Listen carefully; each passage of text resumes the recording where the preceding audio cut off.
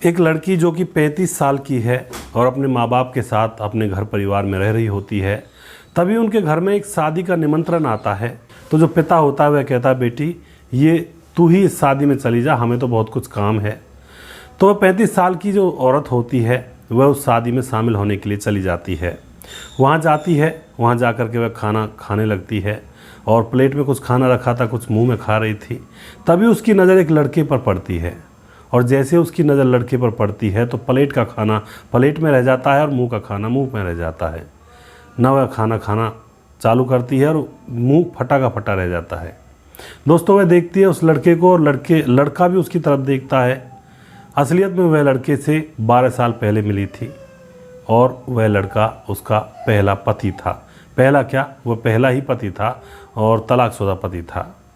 दोस्तों, उसके बाद वह उसकी तरफ देखकर रोने लगती है और फिर वहाँ पर जो खड़े हुए लोग थे वह भी उन दोनों की तरफ देखते हैं। वह भी देखते हैं कि आखिर मांजरा क्या है। कुछ लोग तो जानते थे कि इनकी शादी हो चुकी है और अभी इतने दिनों बाद मिले हैं। दोस्तों, आखिर इस घटना में होता क्या है और फिर इसके बाद क्या हुआ था, पूरी जानकारी यहाँ पर लेने वाले हैं। नमस्कार, मैं हूँ सुदेश कुमार और तिरछी बात चैनल में आपका स्वागत है। यह घटना उत्तर प्रदेश के जालौन की है, जहाँ पर अवनीश नाम का एक लड़का रहा करता है जिसकी उम्र फ़िलहाल 25 साल है। और अवनीश का जो परिवार है खूब भरा पूरा परिवार है, पैसों की कोई तंगी नहीं है, अमीर लोग हैं। तो आराम से वह अपने माँ बाप के साथ रह रहा होता है। एक दिन अवनीश अपने किसी रिलेटिव की शादी में जाता है, किसी रिश्तेदार की शादी में। वहाँ पर लड़की की शादी थी, तो शादी में वह सम्मिलित होता है और इधर उधर घूमता है शादी में। तभी जो वो दुल्हन थी वह सज कर आती है, तो दुल्हन की साइड में एक और लड़की थी जिसका नाम था जानवी।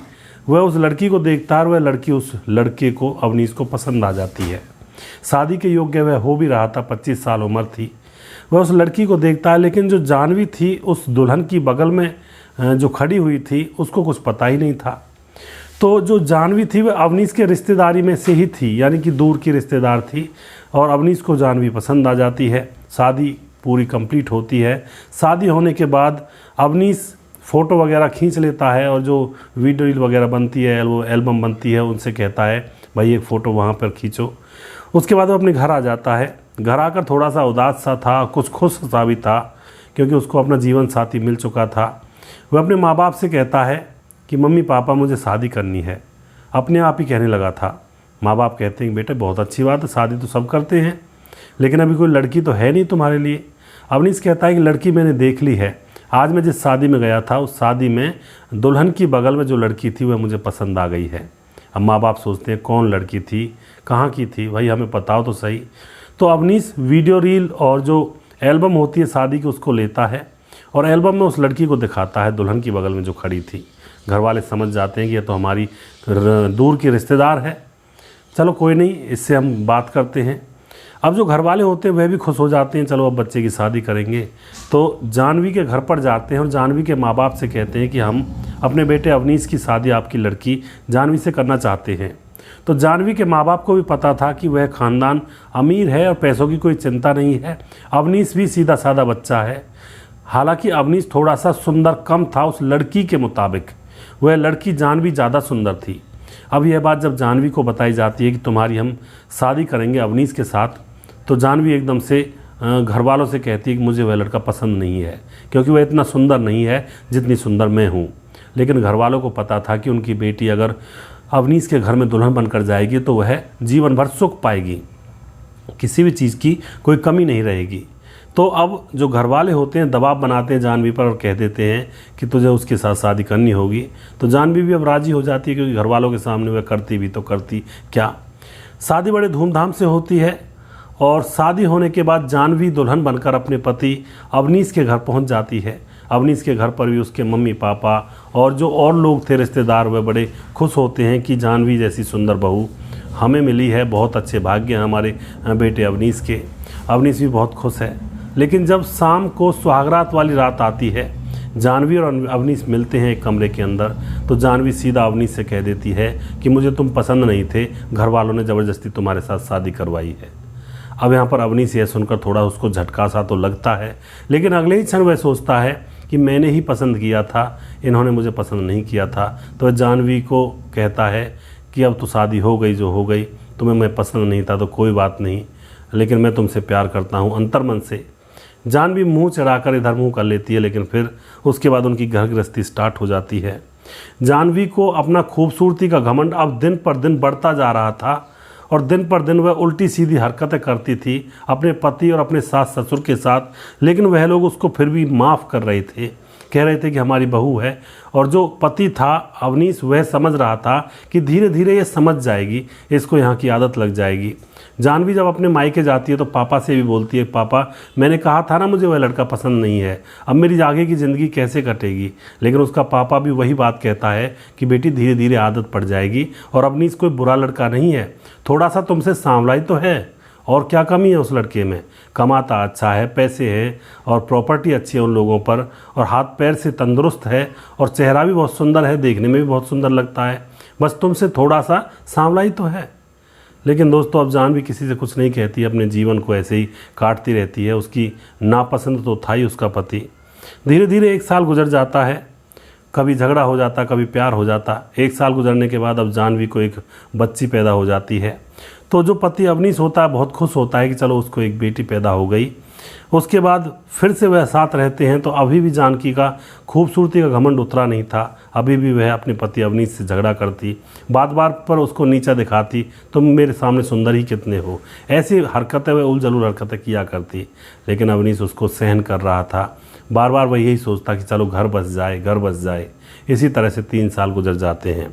3 साल गुजरने के बाद अब एक और बेटी हो जाती है उनको, तो उन दोनों को 2 बेटी हो जाती हैं और शादी के 3 साल गुजर जाते हैं।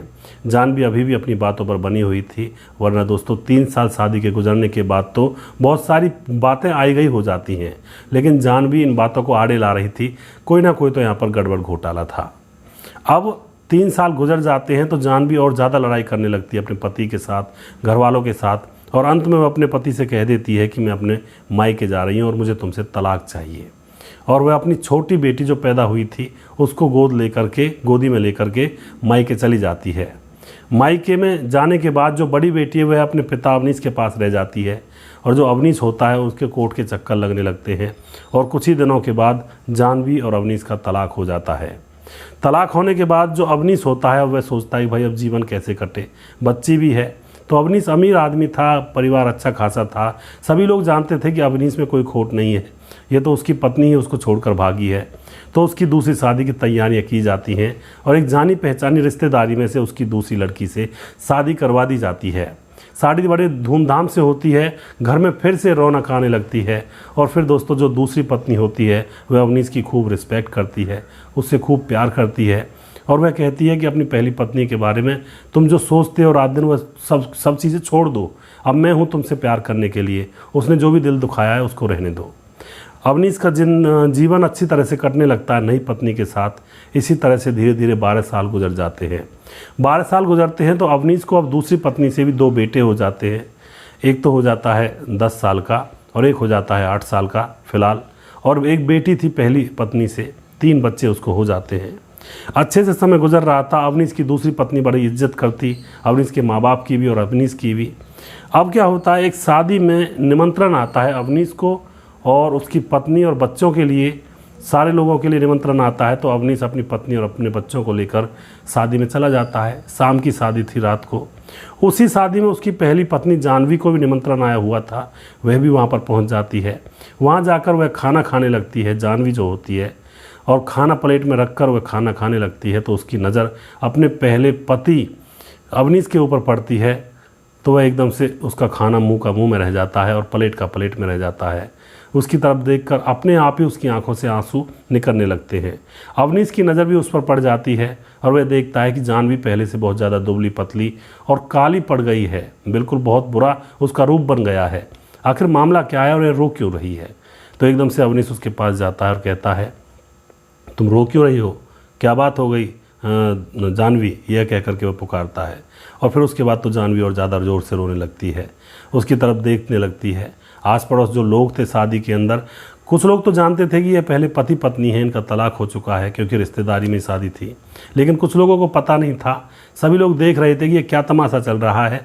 जानकी रो रही थी, अवनीश दूर खड़ा हुआ था अपने बच्चों को लेकर के, और उसके बाद जानवी अपने पति के पास आती है और उसके पाँव पकड़ लेती है और उससे कहती है, मुझे माफ़ कर दो, मुझसे बहुत बड़ी गलती हो गई। मैं दूसरे लड़के से प्यार करती थी और उसी के चक्कर में आकर मैंने आपको धोखा दिया और आपसे तलाक ले लिया, आपके अंदर नुक्स निकाल दी। लेकिन उसने मुझे मेरी औकात बता दी। उसने कुछ ही दिनों बाद मुझसे मतलब निकाल कर मुझे धोखा दे दिया और किसी और लड़की के साथ भाग गया। दोस्तों यह कहती है जानवी और ज़ोर ज़ोर से रोने लगती है कि मुझे माफ़ कर दो और अब मैं कैसे रहूँगी। मैं 10 साल से अकेली रह रही हूँ और ना मेरे पास पति का सुख है, ना मेरे बच्चे हैं और एक बेटी है, उसके सहारे जी रही हूँ। मुझे माफ़ कर दो और मुझे अपने साथ ले चलो। लेकिन अवनीश उसकी तरफ देखता है। उसके मन में शंका होती है कि इस औरत ने मेरी पहले ज़िंदगी बर्बाद कर दी थी, दूसरी शादी करनी पड़ी, तो क्या किया जाए। तो वह जानवी को उठाता है, अपने पास एक चेयर रखता है, चेयर पर बिठाता है, खुद भी बैठता है। और जो अवनीश होता है उसकी पत्नी शादी से पहले जा चुकी थी। खाना खाने के बाद उसको घर पर काम था। अवनीश के कंधे पर सर रखकर उसकी पहली पत्नी जानवी रोने लगती है और कहती है कि मुझे अपने घर ले चलो, मैं तुम्हारे बर्तन, झाड़ू, चौका ये सारी चीज़ें कर दिया करूँगी, बस मुझे अपने पैरों में रख लो, चरणों में रख लो, मैंने बहुत बड़ी गलती कर दी। उसके बाद जो अवनीश होता है वह भी सीधे साधा था, उसका दिमाग, जो दिल था वह भी कोमल था। वह अगले क्षण कह देता है कि मैं अपनी पत्नी को पूछ कर बता सकता हूँ, क्योंकि मैं तुम्हें अब वहाँ पर ले जाऊँ तो वह जो पत्नी जिसने मेरा साथ दिया है 12 साल से, उसके साथ तुम्हारी नहीं बनी और तुम दोनों में झगड़ा हुआ तो मेरा जीवन फिर से नरक हो जाएगा। तो अब जो अवनीश होता है अपनी पत्नी, जो दूसरी पत्नी थी, उसके पास फ़ोन करता है कि मेरी पहली पत्नी जानवी मिली है, ज़ोर ज़ोर से रो रही है, वह कह रही है कि मैं भी तुम्हारे साथ चलूँगी। तो जो नई पत्नी होती है वह कह देती है कि कोई दिक्कत नहीं है, मैं उसे अपनी बहन की तरह रख लूँगी, अगर कोई ऐसी परेशानी है तुम उसे अपने साथ ले आओ। तो यहाँ पर अवनीश अपनी पहली पत्नी को भी अपने घर ले जाता है और वह दोनों बहन की तरह वहाँ पर रहती हैं और दोबारा से जानवी का घर बस जाता है। दोस्तों चक्कर खाकर आई, घूम घुमाकर इधर उधर से, फिर भी आना उसी जगह पर पड़ा। अगर पहले से ही जानवी अपने पति से प्यार करती, अपने घर को बसाती, तो उसका घर उजड़ता नहीं, उसको धोखा नहीं मिलता और उसका घर पहले से ही बसा रहता और हंसते खेलते हुए लोग रहते। तो आप क्या कहना चाहते हो इस घटना के बारे में, जहाँ पर एक औरत का खूबसूरती का घमंड उसका टूट गया। कुछ औरतों को घमंड होता है अपनी खूबसूरती का, लेकिन असलियत में वह खूबसूरती का घमंड ही उनको ले डूबता है, जैसा कि इस घटना में हुआ। दोस्तों आप जो भी कुछ कहना चाहते हैं अपनी राय कमेंट बॉक्स में लिख सकते हैं। अगला प्रोग्राम जल्दी फिर से लेकर आऊँगा, तब तक आप खुश रहें। जय हिंद, जय भारत।